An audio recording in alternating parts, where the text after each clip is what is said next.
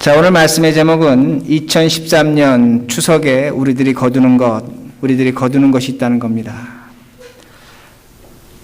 가을입니다. 오늘 날이 굉장히 어떻게 보면 좋습니다. 정말 가을 같고 이렇게 선선합니다. 좋은 날씨입니다.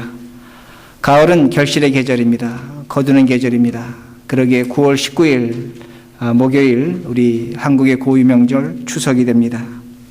추석 가을에 거두는 날입니다. 그리고 우리 자신이 이 땅의 이민자의 삶을 살아가면서 내가 무엇을 거뒀는가 한번 돌아봅니다. 어떤 분들은 난 보람있게 많이 거뒀다 그렇게 생각하실 분도 있습니다. 그런 어떤 분은 나는 충분하지 못하다, 거둔 것이 약하다 그렇게 생각할 것입니다. 그래서 제가 한 가지 여러분에게 드리고 싶은 말씀이 있습니다. 성철 스님이 불교의 고승입니다. 그가 이런 말을 했습니다. 사람이 무엇을 거두는가? 그는 말하기를 사람은 밥을 굶어 죽지 않을 정도로 먹으면 된다고 합니다. 옷은 살갗을 가질 정도로 옷을 입고 살면 그것이 거두는 것이라는 겁니다. 많은 것을 갖고 있어 봐도 그것은 내 것은 아닙니다. 많은 것을 먹는다고 할지라도 정해져 있습니다. 많은 것을 갖고 있다고 할지라도 그걸 쓸 수 있는 한계가 우리에게 있다는 것입니다. 그러기에 그 말이 저에게 깊은 의미로 다가왔습니다.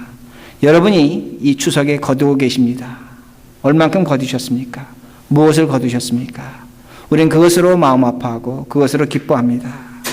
그러나 이 가을에 이 추수에 우리들은 엄청난 것을 거두고 있습니다.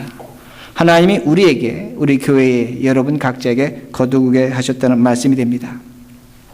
그것이 과연 무엇인가? 오늘 본문이 우리에게 가르쳐주고 있습니다. 오늘 본문은 여러분이 너무나 잘 아시는 사마리아 여인입니다. 주님께서 예루살렘에서 갈릴리로 올라가십니다. 여러분 이스라엘의 지도를 놓고 본다면 예루살렘에서 갈릴리는 직선거리가 됩니다. 그리고 그 가운데 사마리아라는 지역이 있었습니다. 근데 유대인들은 사마리아 사람들을 개로 여겼습니다. 개라고 했습니다. 우리가 개가 있으면 피해갑니다. 그러게 많은 사마리아 사람들은 그 직선거리로 가지 않고 요단강을 건너서 동쪽으로 해서 돌아갔습니다.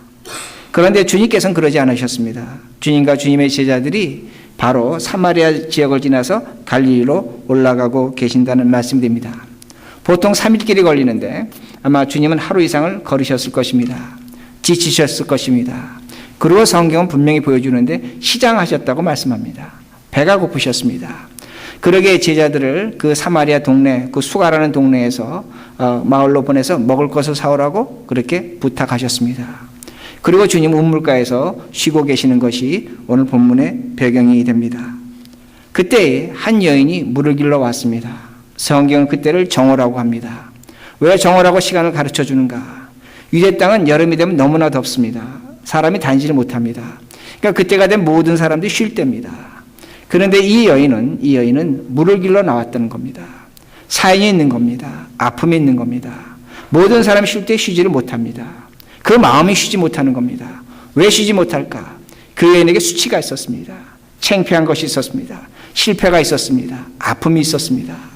그러기에 그것을 감추려고 남들이 쉬는 시간에 물을 길러 나온 곳입니다. 거기서 주님을 만났다는 겁니다. 그 여인은 어떤 여인이겠습니까? 제가 좀 전에 유대인들이 사마리아 사람을 개라고 했습니다. 개 중에 개입니다. 정말로 천박한 여인입니다. 사마리아 사람들로부터 손가락질 받는 그 여인이 물을 길러 나왔다는 말씀이 됩니다. 주님이 그 여인에게 물을 달라고 합니다. 그러자 그 여인이 이렇게 얘기합니다. 어떻게 유대인이 개 같은 우리에게 물을 달라고 합니까? 주지 못하겠다는 겁니다. 근데 주님께서 이렇게 말씀하십니다. 너가 나에게 물을 준다면 나는 너에게 생수를 주겠다고 그렇게 말합니다. 목마르지 않을 그 물을 주시겠다고 주님께서 말씀하십니다. 그러니까 여인이 이렇게 얘기합니다. 내가 여기 물 길러 오는 거 지겹습니다. 나도 쉬고 싶습니다. 내게 목마르지 않을 영원할 생수를 나에게 주십시오. 그 여인이 그렇게 부탁을 합니다. 그럼 주님께서 생수를 주셔야 됩니다. 근데 주님은 생수를 주지 않으셨습니다. 이렇게 말씀하셨습니다. 엉뚱한 말씀을 하셨습니다. 내 남편을 데려와라. 이렇게 말씀하셨습니다. 그러니까 여인이 말합니다. 나에게는 남편이 없습니다. 남편이 없습니다. 주님께서 말씀하십니다. 맞다. 너에게는 남편이 없다. 너에게 5명의 남편이 있었지만 그 남편들 다 떠나갔다. 그리고 지금 한 사람 있는 것도 내 남편이 아니라고 그렇게 말씀하십니다. 왜 주님은 남편 없는 여인에게 남편을 데리고 오라고 하는가 합니다. 왜 남편이라고 말씀하시는가 합니다. 이 남편이라는 단어는 히브리어로 보면 바알이라는 단어를 씁니다. 바알이라는 것은 소유자, 소유하다. 그렇지 않으면 남편이라는 의미를 갖고 있습니다. 그러나 우리가 잘 아시는 것처럼 바알은 팔레스타인 지역의 우상의 이름과 똑같습니다. 그건 남편입니다. 그 바알은 이스라엘 백성, 그 팔레스타인 사람들에게 비를 약속하는 신입니다. 비가 오는 신입니다. 그리고 추수에 그 풍성한 것을 약속하는 신이 바알 신이었다는 겁니다. 그 바알을 데려오라는 겁니다. 네 우상을 데려오라는 겁니다. 네 남편을 데려오라는 겁니다. 그런데 그 여인은 없다고 얘기합니다. 없진 않았습니다. 지금도 있습니다. 그러나 그 주님이 그 여인에게 말씀하시는 건 뭐냐면 너가 믿고 있던 것, 너가 따르던 것, 너가 섬기던 그 바알이 너에게 과연 무엇을 주었느냐입니다. 그 여인에게 실패를 주었습니다. 아픔을 주었습니다. 고통을 주었습니다. 5명의 바알이 있었지만 그 여인은 그것으로 인해서 인생이 괴로웠던 겁니다. 그러게 창피했던 겁니다. 실패가 있었던 겁니다. 그러게 대낮에 물로 나온 것을 성경이 우리에게 보여주고 있습니다. 바알은 많은 것을 약속해 줄지도 모릅니다. 내가 너에게 물을 주겠다. 내가 너에게 풍성한 것을 주겠다. 그러나 그녀는 그것을 얻지 못했습니다. 바알이 그녀를 속였다는 겁니다. 그리고 남은 것은 눈물입니다. 원망입니다. 아픔이라는 겁니다. 그녀의 인생의 흉년입니다. 추석이 됐지만 아무것도 거두지 못하는 것이 그녀라는 것을 우리들이 알 수가 있습니다. 그러게 제가 여러분에게 질문합니다. 여러분 이 가을에 여러분 무엇을 거두고 계십니까? 어떤 것을 거두어 여러분 만족하십니까? 무엇을 여러분은 지금 찾고 계십니까? 우리가 살아가는 이 시대를 자본주의라고 합니다. 자본주의는 돈이 지배하는 사회입니다. 돈을 얻기 위해서 무한 경쟁 시대입니다. 돈을 얻기 위해서 수단과 방법을 가리지 않는 것이 이 시대입니다. 그러게 제가 여러 차례 말씀드립니다. 우리가 예수를 믿지만 돈을 무시해서는 안 됩니다. 이 사회 구조 자체가 돈으로 되어 있다는 겁니다. 어쩔 수 없는 겁니다. 그러나 여러분들 한번 생각해 보시자는 겁니다. 우리들이 무엇을 믿고 살아야 되겠는가 합니다. 돈의 지배를 받는 사회지만 무엇을 믿고 살아야 되겠는가 합니다. 이번 타임 매거진이 이번 주 보니까 바로 다른 것이 아닙니다. 5년 전에 미국의 경제 이 불황을 몰고 온 것이 월스트리트였습니다. 그러면서 경제가 나아지고 있다는 겁니다. 미국 경제가 위인했다는 겁니다. 성공하고 있다는 겁니다. 그러나 걱정을 하고 있습니다. 어떤 걱정을 하고 있냐면 5년 전에 경제의 그 어려움을 일으킨 월스트리트는 하나도 변하지 않았다는 겁니다. 그들은 그대로라는 겁니다. 언젠간 우리에게 경제적인 어려움이 또 올 수 있다는 것을 그 매거진은 우리에게 가르쳐주고 있습니다. 이것이 바알입니다. 우리에게 행복을 주는 것 같습니다. 돈이 우리에게 모든 걸 허락해 주는 것 같습니다. 허락해 줄 것 같습니다. 그러나 그렇지 않습니다. 오늘도 많은 사람들이 돈을 바알을 지배할 수 있다고 생각합니다. 그러나 바알은 절대로 우리의 지배를 당하지 않습니다. 바알이 우리를 지배합니다. 우리가 바알의 노예가 됩니다. 바알이 우리의 주인이 된다는 그 말씀이 됩니다. 그러기에 바알에 속으시면 안 됩니다. 이 세상이 자본주의라고 할지라도 속아서는 안 된다는 겁니다. 우리가 속을 때 우리는 목마릅니다. 우리는 가난해집니다. 오늘 사마리아 여인이 우리에게 이것을 분명히 보여주고 있습니다. 그러게 추석입니다. 무엇으로 거둬야 여러분 만족하시겠습니까? 바알의 것으로 만족하시겠습니까? 하나님의 것으로 만족하시겠습니까? 여러분 스스로 질문해 봐야 된다는 말씀이 됩니다. 우리가 어떻게 하면 바알에서 벗어날 수 있는가 합니다. 제가 며칠 전에 우리 큰애가 집에 왔습니다.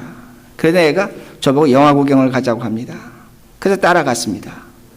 갔더니 영화 제목이 그랜드마스터라는 영화입니다. 쿵푸 영화입니다. 그 영화 감독은 여러분 잘 아시는 왕조의 중국 감독입니다. 이 영화를 보면은 이 사람의 감독 그 영화 작품의 특징은 내용이 없습니다. 무슨 내용을 하는지 잘 모릅니다. 그런데 이 사람의 작품에 한 가지 좋은 것이 있습니다. 장면 하나가 그렇게 아름답습니다. 너무나 아름답게 찍었습니다. 남자와 여자가 둘이 결투를 하는데 쿵푸를 하는데 이건 싸우는 것이 아니라 그야말로 아름다운 무용하는 그런 모습으로 그렇게 찍었습니다. 하여튼 제가 영화를 봤습니다. 자, 영화가 끝나면 뭐가 끝납니까? 자막이 올라옵니다. 그렇죠? 자막이 올라오고 배우의 이름이 나오고 뭐 감독의 이름이 나옵니다. 이제 그 관객들이 다 일어서서 이제 영화 끝났으니까 내려갑니다. 저도 끝난 줄 알고 내려갔습니다. 그런데 제 평생 영화 보다가 처음으로 그런 일을 겪었습니다. 사람들이 나가기도 했습니다. 그런데 영화가 또 시작하는 겁니다. 그러니까 사람들이 나갔던 사람이 도로 들어왔습니다. 엉거주춤하게 서서 봤습니다. 저도 서 있다가 옆에 자리가 있어서 다시 옆에 자리에서 앉아서 봤습니다. 세상에 그런 영화가 어디 있습니까? 끝난 줄 알았는데 끝나지 않았더라는 겁니다. 다시 시작하더라는 겁니다. 여러분 이런 영화 보셨습니까? 저는 봤습니다. 자, 제가 그 영화를 보면서 이런 생각을 했습니다. 감독이 중요한 겁니다. 감독은 무엇이든지 만들 수 있는 겁니다. 감독은 관객들을 앉힐 수도 있고 내보낼 수도 있는 겁니다. 우리 인생에 감독이 있습니다. 예수님이 우리 인생의 감독이십니다. 그 주님께 나가면 그 주님이 우리 인생 끝날 것 같습니다. 이 가을의 추석에 거두는 것이 없습니다. 실패했습니다. 눈물이 있습니다. 고통이 있습니다. 세상 절망합니다. 그러나 주님께 나가면 그 주님은 우리의 인생을 바꿔놓으십니다. 새롭게 시작하는 겁니다. 그 영화 끝난 영화인 줄 알았습니다. 모든 사람이 일어났습니다. 끝났다고 일어났습니다. 그러나 그 감독은 그 영화를 끝내지 않았습니다. 똑같다는 겁니다. 오늘 우리의 주님이 우리 인생의 감독이 되신다면 그 주님은 인생을 새롭게 시작하십니다. 새롭게 만들어 나가신다는 그 말씀이 됩니다. 그러기에 인생이 다시 한번 이렇게 시작됩니다.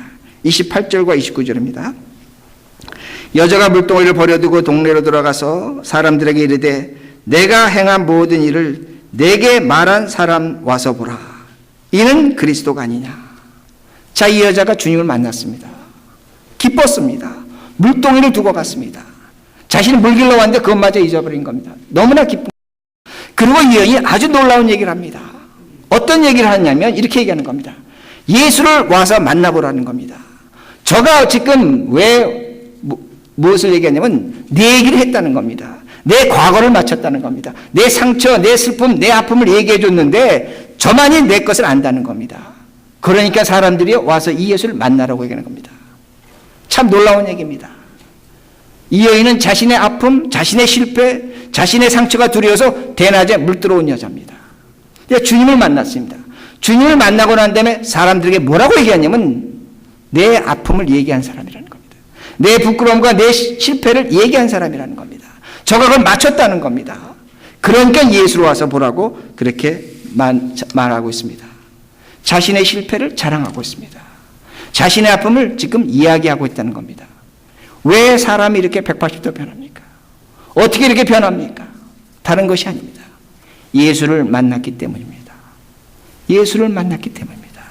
그 예수를 만날 때 인생이 변하는 겁니다. 왜 변했습니까? 다른 것이 아닙니다. 이 예수는 그 여인에게 이야기를 들어준 겁니다. 그 여인의 이야기를 들어준 유일한 사람이라는 겁니다. 자신을 알아주는 사람이라는 겁니다. 내 속마음을 알아주는 사람인 겁니다. 내 실패를 아는 사람이라는 겁니다. 그러기에 그녀는 기뻤습니다. 제가 질문합니다. 오늘 여러분 누가 알아줍니까?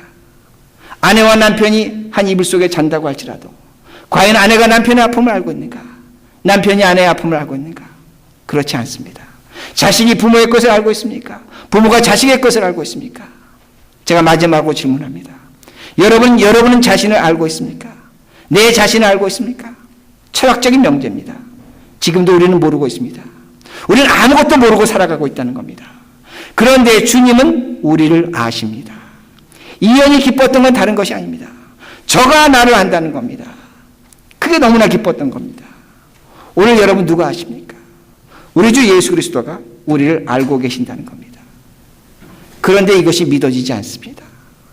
이것이 믿어지지 않습니다. 사회철학자 지그문트 바우만이라는 사람이 있습니다. 그가 쓴 그 글을 보면 그는 이 세상을 이렇게 얘기합니다.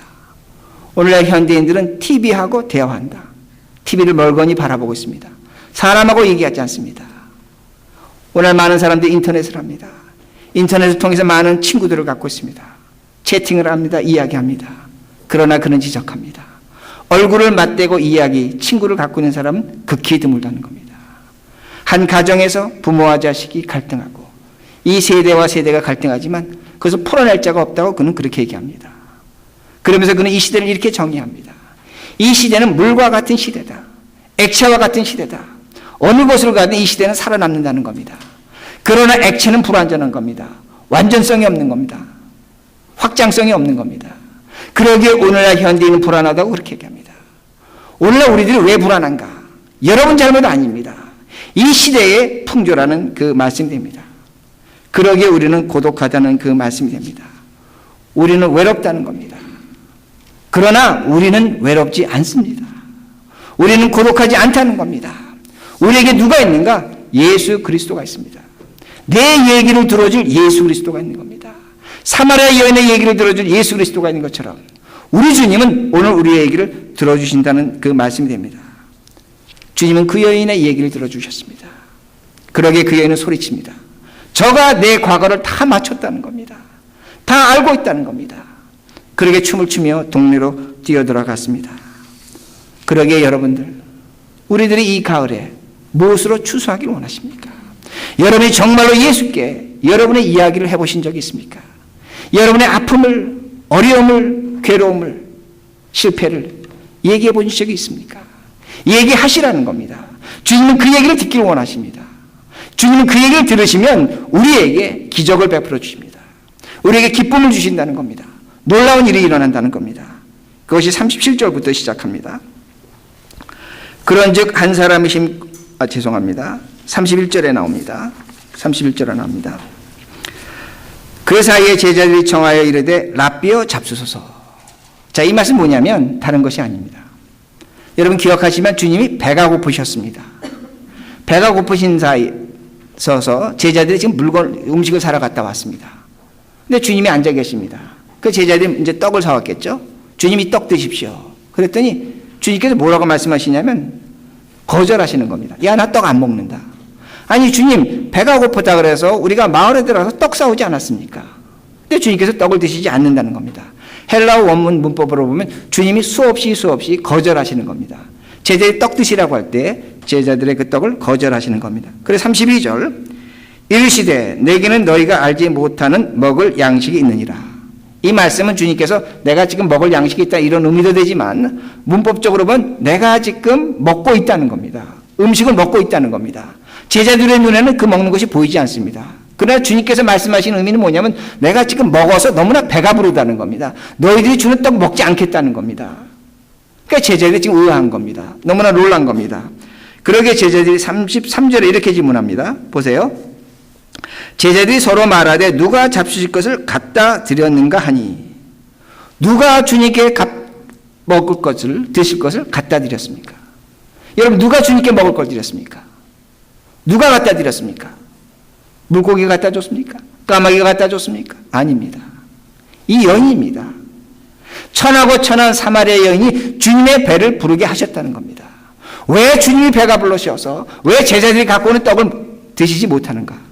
다른 것이 아닙니다. 주님이 너무나 기쁜 겁니다. 너무나 배가 부른 겁니다. 무엇 때문에? 다른 것이 아니라 그 여인의 이야기를 듣고 주님이 배가 부르셨던 겁니다.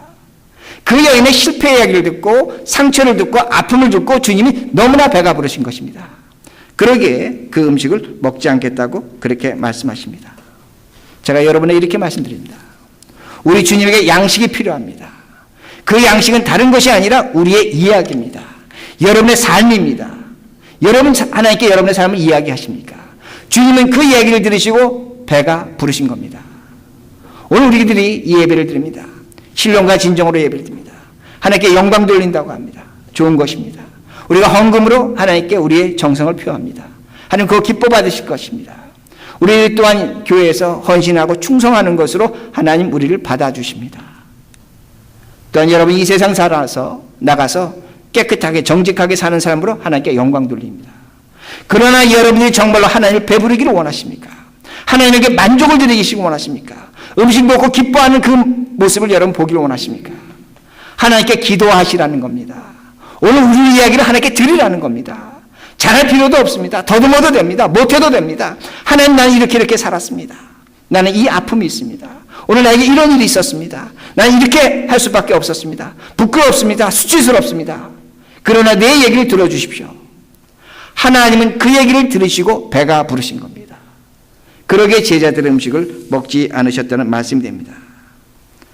그러기에 오늘 우리들이 무엇으로 주님과 교제하고 있는가? 다른 것이 아닙니다. 오늘 내가 주님께 이야기하고 있는가 합니다. 이것이 중요합니다. 그러기에 34절 보세요. 나의 양식은 나를 보내신 이의 뜻을 행하며 그 일을 온전히 이루는 것이니라. 답이 나오죠? 주님께서 말씀하십니다. 내 양식이 있다는 겁니다. 내 양식은 다른 것이 아니라 하나님의 뜻을 행하는 것인데 그 하나님의 뜻이 무엇이냐? 오늘 이 세상 살아가면서 죄로 말미암아 고통당하는 그 인생들의 아픔의 얘기를 들어주시고 해결해 주시는 것이 주님의 일이라고 분명히 말씀하십니다. 이것이 우리의 하나님입니다. 여러분이 세상 나가서 세상의 바울로 여러분의 문제를 해결하려고 하십니까? 해결되는 것 같습니다. 그러나 그렇지 않습니다.